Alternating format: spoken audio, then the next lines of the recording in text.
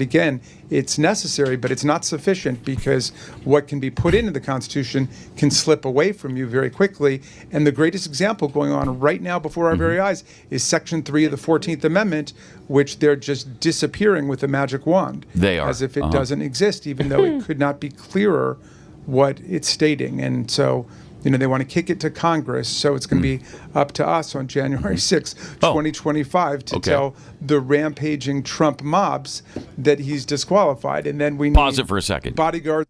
Did that sink in? I mean, he's just spewing nonsense, so you kind of lose track of what it is he's saying. He's saying if Trump wins the election, it's up to Congress to stop him from taking the office. And the irony of this isn't just what he is saying as far as denying Trump. He is saying we're doing that on the basis of Section 3 of the 14th Amendment. It sounds like he's violating Section 3 of the 14th Amendment in order to enforce. Talking about it. Yes. I mean, what the hell, man? Yes. This sounds like an insurrection there, Jamie. It sounds that way because it is that way. He's actually speaking about an insurrection and performing an insurrection while he's accusing Trump of doing that, so he's ineligible for office.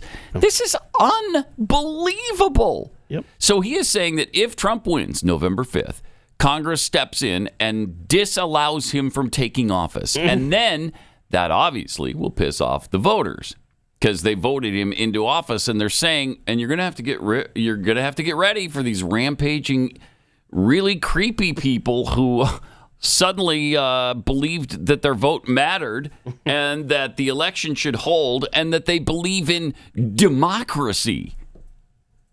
And Congress is going to step in and stop it from happening. Wow. And listen to the rest of this.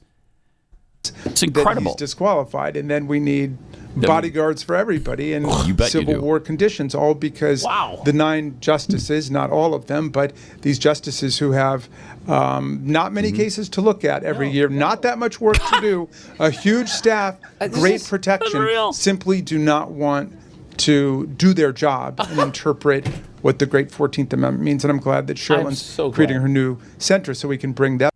This guy should be impeached. Absolutely. He should be impeached. I'm so glad we're playing this again because he's essentially speaking treason here. Yeah, I mean, didn't the Democrats rail in 2000? Selected, not elected. How dare the Supreme Court let George Bush be?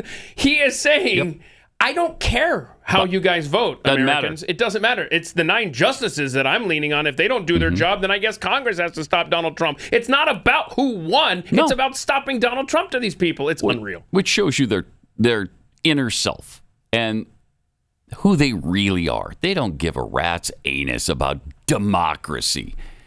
They scream about it all the time. That's not what they're about. They're not about democracy. They're about having their own way.